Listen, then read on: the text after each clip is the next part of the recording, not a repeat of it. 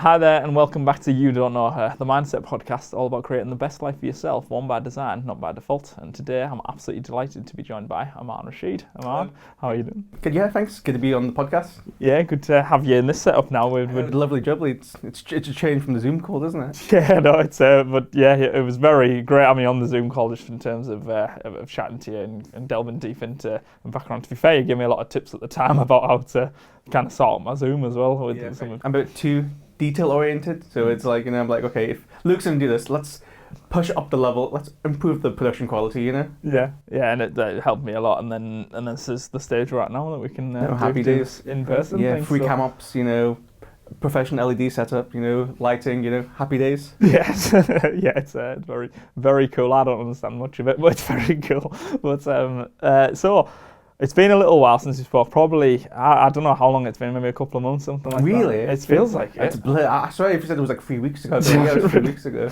Yeah, I think life's just moving so fast at the moment, isn't it? But what's the last kind of couple of months look like for you over the kind of Christmas period and in terms of filmmaking as well? That's a very good question. So, because last year I was more cinematography than directing, this year I've sort of overcompensated by directing, in the process of directing, like, I want to say 5 different projects at the moment. Wow. So that's mostly short films and maybe 1 feature film, but we're still getting the script locked in for that.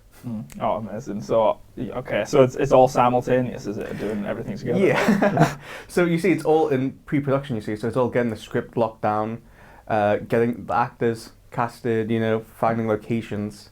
It's such a logistical process. It's like, rather than put your egg in one basket, it's like you're putting in different baskets, Yeah, okay, that's very interesting because, so the feature film you mentioned, that must be a lot of work kind of in the pre-production of that. It's a lot of work, but that's one where me and the writer/producer have discussed it, and it's just like, we're not shooting this until the script is locked, Yeah. I want to make sure everyone is happy and everyone is proud to work on this feature. Yeah. So it's like, we're not like gonna even consider like dates or anything until we're all happy with the script, Yeah. Because I think if you have a weak script, it's like your movie is only as good as your script is. So if the script's poor, it's mostly unlikely that the movie's gonna be any good. Yeah. Is that kind of what you're doing at the moment? Is it a co-written kind of thing for this feature film you're doing? Are you working together to write? That's a very good question. So writing is not my strongest suit. I'm more of, strong visuals, ideas type guy. I just let other people do the writing style. A few other projects I'm helping with the writing side, but I'm still slowly dipping my toes into it, Like my grammar and formatting, it's not the best, but I know my taste is good, so that's like what's my edge. It's like I have good taste, but the grammar and spelling's not the best, so it's taking time to refine those skills. Yeah, and that's I think that's an important thing to do as well. So, you've been in the industry for so long now that you can kind of just see different things and I suppose find out what your own talents and strengths and your interests really. Exactly. So has that been something that, going back to kind of earlier in your career or getting into it, have you always known you wanted to kind of do what you're doing now, or have you tried more kind of different roles to see what kind of fit? You see, that's a very good question, and I wish I could give you like some very philosophical answer. Like, from the womb, I knew I wanted to be a filmmaker, but it was just one of those things where it's like, because I come from such a DIY indie background where you have to do everything, you just end up having to learn all those skills. A bit like owning your own business. You don't want to know accounting and how to do marketing, but because there's no other option, because you have to rely on yourself, you end up learning all those skills. And even if I didn't want to do the editing, because I have that background in it, I know exactly what I want for my editors, or even the cinematographer or the gaffer. Because director sounds really fancy, but at the end of the day, it's just a quality control manager. You're just ensuring the quality is good from pre-production to post-production, because you get final say. So if you're not happy with it and you give your stamp of approval, well, that's your name on it, isn't it? Yeah, that's it's very interesting to see it all that way. I think we've spoken before about my kind of background being largely in music as well, and that's kind of what my interest was in songwriting. But from doing that, I could see all the different roles within music that I just wouldn't have even thought about. And that's probably, seems to be the same case in film, that you get to the end credits for film and there's that many roles and that many things, and as an indie filmmaker, it's just learning those skills, isn't it, and seeing anything like location scouting, script writing, whatever it may be. Speaking about music, a local source of ours who's not behind the camera was saying that you were interested in getting to the AD department. Yes. Yeah. Yeah. We've got something coming up next month, I think, to be on music video, hopefully, to be on set, and just be something that kind of aligns with some of my skills I've had from non-filmmaking. I like that. So you think, because you've been interviewing so many filmmakers at the moment, as someone who's musical, like, you've transferred those skills now to like actually filmmaking yourself? Yeah, you think? Exactly that. I think. Yeah, I'd had a good chat with the man behind the camera, but we had a look at what skills are maybe required for that kind of thing, and we saw that it kind of lined up quite well. So I thought, I just thought I'd give it a go, kind of see what's happening, and luckily we've got something that I'm coming on to, so that'll be a good opportunity for me to learn and develop. I love that, because we're all young, even if we don't feel it, and it's like we have our whole life ahead of us. So why not try? Like, I know there's that one actor, I genuinely can't remember his name, but he plays Phoebe's brother in Friends. He's been an actor his whole life, but I believe he was starring in this TV show called Sneaky Pete. Yeah. And because of that, he really got interested in cinematography. And now he's become a cinematographer for films now, Yeah, Giovanni Ribisi. That's it. There it is, yeah. No, he's very good. Speaking of creative endeavours, we're here in the northeast of England, where many amazing projects have been filmed historically and currently as well. And one of them that's gaining big hype at the moment is the film coming out later this year, is 28 Years Later. Oh yes, 28 Years Later. I'm pumped for that one. Because, funnily enough, I did actually work on it. Oh, really? Yeah. So I was a location marshal for quite a few of the large scenes. But what was really amazing about that was just seeing these people in action. Because you think like, oh yeah, it's a big movie. But then you're on a set like this and it's like, oh, this is a big movie, Yeah. Because you have like 100 people in the middle of a forest, You have to bring your own toilets, and you have to bring your own like lighting team. There's even like a special booth just for the coffees, Yeah. There's so many roles that you wouldn't even consider Truly, yeah. thinking about. So with something like that, compared to what you mentioned earlier, if you're more indie things or working on smaller sets, are there any kind of ideas you can borrow from being on a big production like that and think, or is there anything you've picked up from being on big sets like that and thought, right, okay, that's one way that they can do it. Is there anything I can improve my own work with? Is that something you look at? Oh, definitely, yeah, because I think I'm a big fan of that. So I call it like downscaling, where of course when you're in these huge sets, everything's really expensive and everything's really out of your budget. But you go, how can I do that? But on a smaller scale. I think a simple example is just something like you do a 360 around someone. Well, of course, on a big set, you have like 20 lights around them, so then you can get that 360-degree light. But when you're on like our sets, well, you can't really have like 50 lights around the person. So a trick we've just done is when the camera's moving, the light's just moving as well at the same time. So it's like if you have 2 lights here, you can just go like this with 2 people moving around. And you get that 360-degree lighting look, but without having the huge, complicated rig, Yeah.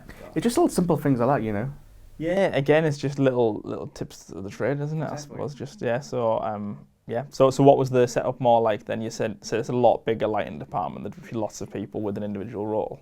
Yeah, so without getting too technical, because they're shooting on, how much of I'm allowed to say or not about what they were shooting on, but I know it's been publicized, but I'll just say they're shooting on a small device that's not the most light sensitive in a fancy way, so it's basically shooting like on like low sensitive film stock. So it's like huge, big lighting rigs that have to be hoisted up into the sky and has to be put on like a cherry picker from a distance, and all of that costs money. And then even just a blowing part of logistics, like where are you going to put a huge cherry picker in the middle of like this little countryside, These little tiny things, it all just adds up, and that's where you see the budget go. People just think it's about the camera, but it's not the camera. The camera's like the cheapest part. Like most productions will spend more on catering than they will on the camera department, Even though you're filming up in the northeast, you're still gathering talent around from the country or even globally, aren't you? And getting in the right props or the right whatever it may be. Yes, it's all a lot of effort to basically make something like that. I think a thing you really notice about these large productions is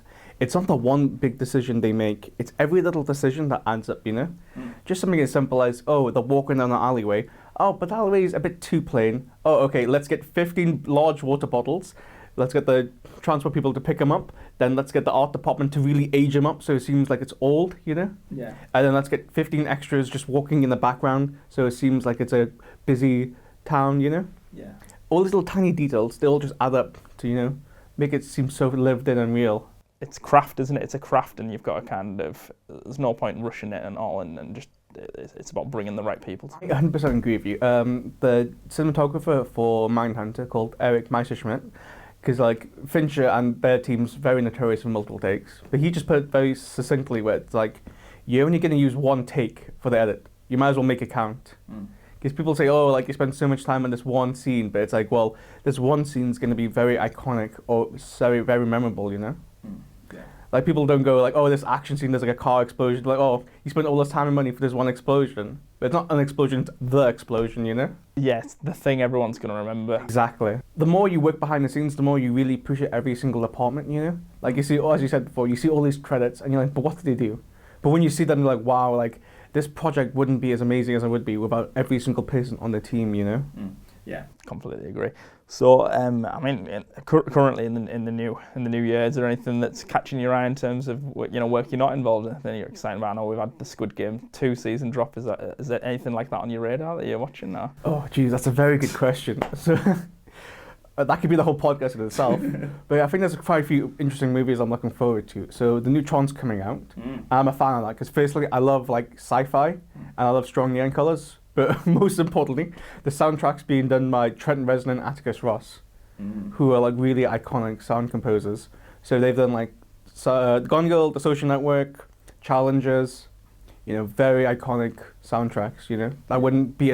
Those movies wouldn't be as iconic as they are without that music, you know. But yeah, so yeah, a lot of really exciting sci-fi, as you mentioned. That's a genre that's really come on a long way in recent years, I think, in terms of what they can do with these big budget things. Things like Interstellar, I suppose, and everything like that. That's the big picture, big productions. Is that still captivating to you? Is that still gets you to the cinema to be engrossed by it all and those kind of big picture things? I would say so. Like sometimes you just hear about this movie or you see a trailer for a movie and you're like, this you have to see in the cinema, you know? Like an Oppenheimer or like a sci-fi epic like Interstellar, you know? Yeah, so 28 years later might be one of the ones. That's definitely a cinema movie, you know? I think everyone's watched that trailer for that and everyone's talked about how they love it's edited, the subtle foreshadowing, the nice teaser, you know?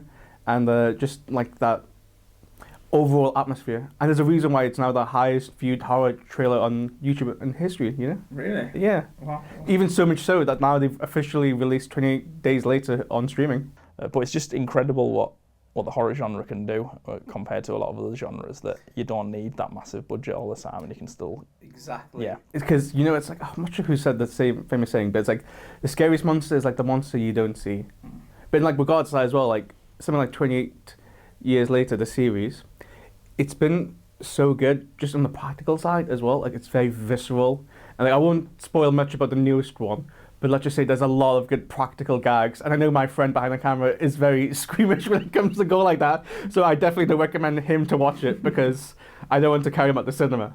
But basically, it's like, it's going to be a very visceral experience is what I'm going to say. Yeah.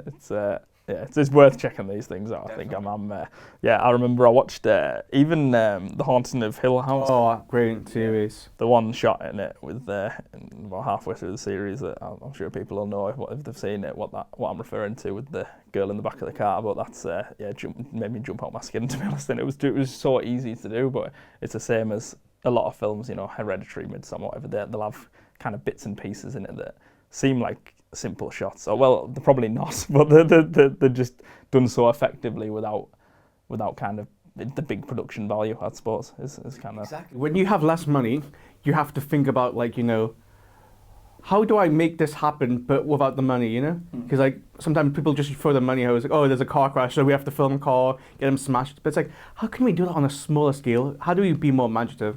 And I think horror is really good at that. So like some movie like The Texas Chainsaw Massacre, you know, only made for like, I want to say 80 grand, and it got banned for 40 years for being so violent. But when you watch the film, there's no gore. The fact that the chainsaw's so loud and your brain fills in the gaps of how visceral the horror is, because you never see the horror, you just see the aftermath of it. Like someone gets chainsawed, but you don't see it, you just see some blood on the wall. But the fact that you see chainsaw and blood splash on the wall, your brain just fills in that gap. Yeah. And I think that's what's really good about like low budget filmmakers. You really have to like think about the psychology of things and how you can really spread the money. Yeah. I mean, things like, I think Memento's a great example of kind of going back there, and I know, that is Christopher Nolan. It is his second official movie. Yeah, you're a big fan of his as well. I only own all of his Blu-rays, but I'd say I'm an adequate fan, yeah. And I only own one of his biographies, but yeah, I would say I'm a bit of a fan. Yeah. So is DOP, would you say, is your kind of what you're working towards, or? That's a really good question. I wish I could give you a really good answer. Yeah. If I'm doing my own projects, I direct them. But if I'm doing other people's projects, I like to DP. Okay. I guess in summary, I just like to keep busy. I think a lot of people do have a draw towards a certain element of the films. I was wondering if you were more kind of director-led or DOP or whatever it may be, but it sounds like you're just a general film lover. Would that be fair to say? And that, I guess that's a good way of putting it. I'd say I'm an overall film lover, especially on the DIY side, because you're forced to learn everything. It just makes you more self-sufficient, you know? So it's like if I was filming this camera setup as well, I would know how to set up all the cameras, do it all myself, but then get somebody else to do it. So I could just oversee it. Because, you know, when you have the money, then you can specialize. Okay, you can pick that person to do that specific job. You can get that person to do that job. But when you have the money, you have to do all yourself, you know? So if I had to direct and DP a movie, I could because I have those skills. So you being on some of these bigger sets then, do you get much engagement, or do you get to kind of see how it's operating from that high level side of it on the big? So for example, 28 years later, would you get to see Danny Boyle and kind of? Yeah, that's another great thing about being on sets. You get to see like the masters in action, you know? Because you think, oh, if I was shooting a scene, how would I shoot it? And you think a bit more boring, conventional. But then you see Danny Boyle and Anthony Don Mantle, the Oscar winner, in action. You're like, oh, okay. So my simple idea for the scene, they've really gone for it, you know? Well, I do more conventional, they've gone a bit more funky and different and much more memorable, you know? And even just seeing like all the camera departments work together, the lighting, the art, you know? Seeing little tricks. Like a great funny trick I saw on 28 Years Later was when like the art department was cleaning the blood off the hands, they would just use shaving foam. So like, the hands don't stain, you know? Yeah. Yeah, even if you're not like talking to people on set, because everyone's busy, just seeing people in action and just seeing the thought process and ideology, it's like, wow, you can really bring that to your own productions. So we spoke about 28 Years Later and kind of the overall aspect of that, but in terms of the day-to-day, what does that look like? Can you kind of take us through what you'd be doing, you know, day one of a shoot, and kind of take us through what that might look like, and as how that progresses and changes over the course of the entire production? Of course, yeah, that's a great question. So I was a location marshal, so I'll just briefly break down the day. So it's like wake up at like 6:30 in the morning, because we have to commute to Hoyley Island. I'd say that's around an hour and 20 minutes. Get to set, because all of the locations live. We have a separate car park where we have to park all the cars. Then the bus will take all of us to the main set. From there, as a location marshal, I have to set up all the tents for all the different departments, camera, lighting, art, even the actors as well. And then, you know, you set up, even though these tiny things you don't think about, where it's like, oh yeah, everyone needs to wash their hands, everyone needs to put rubbish in the bin, set up all that bins. Then we do something called a crew call, which is where the first AD director and the management will be like, okay, crew call, everyone has to come in. They're going to give a summary of the day, like, okay, so we're doing explosives today, or we're doing guns today. So here's all the rules, like, you know, wear your ear protection, you know, be careful of the set, you know, stuff like that. Once crew call's been done, everyone goes back into their position. So as a location marshal, I'm just keeping on top of anything people need, like, okay, all the bins need to be done, any boring logistic stuff, anything need to be transported, you know. Then it'll be like, okay, we're filming in the scene in this alleyway, so we need people on both sides to make sure no pedestrians walk past during the shot. Because it doesn't make sense if it's like, okay, this is like an old folk town, you know, 28 years after the apocalypse, and they're driving a brand new Jeep, you know, stuff like that. Then after that, it's from the boring location side, you don't think about it, but it's like, okay, everyone's left their rubbish everywhere. So it's like pick up all the rubbish, put into the black bags, make sure it gets sorted safely, you know, recycling, keep care of the environment. Then second half of the day, it's just keep on top of that. Okay, we're doing a shot in this way. We have to make sure we have no paparazzi taking photographs, making sure no pedestrians are coming in, you know. We usually work with the traffic warding, which is something you don't really think about, is it, you know? Because somebody has to stop all the cars from coming into the shot. So that's even a specialised department as well that you don't really think about. So we're working with them, making sure no pedestrians or stuff coming in. Then we're being polite, saying we're shooting a film here, like, oh, what film? We can't say, but you know, even if they say, oh, is it 28? We can't say, like, yes, it's 28. We have to, like, no, we signed the NDA, we can't say. But like, just use your imagination, you know. Funnily enough, you get a lot of, like, Vera, you know. It's like, oh, you should film Vera here. And it's like, all these people dressed as zombies, like, yeah, this is Vera. And then, and at the end of the day, let's say we finish at, like, 7 p.m. And be like, okay, we have to wrap down the whole set now. So it's like every single tent that all the departments use, all has to be packed down, put into storage. We have to make sure there's no rubbish left, you know, because we have to take care of the environment.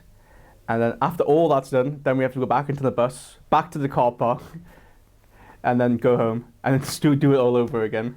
Well, to be honest, I think that's probably a lovely place to wrap up. I think you've covered a lot of very interesting points that I think a lot of people can look at with inspiration. Thank you. So the overall kind of message, I suppose, to drive home with is that is to go for it and believe, and kind of if you know your interest and your passions, to focus on that and work towards that as much as you can. Is that fair to say? Oh yeah, I definitely do agree with that. Because basically, you know, life's difficult and things are going to go wrong and you're going to make mistakes. But it's just better to accept it, and you know that's what's going to happen on the road to success. You know, you have to push yourself. You're going to question yourself, but you know you're only a quitter when you give up. You know. You can take a break and be like, okay, I'm going to take a break for 3 months, then get back onto it with a fresh pair of eyes, you know? Yeah. Just always keep going, you know? Perfect. Well, brilliant. Well, my final question for you, Amaan, is where's the best place to find you if people want to see more about yourself? Good question. The best way to find me is on Instagram. You know, my name is amaan.r, and that's usually where I have a lot of my portfolio work. Brilliant. Perfect. So I'll link that in the description box as well. But thank you very much, man. Thank you. Cheers. Take care. Cheers.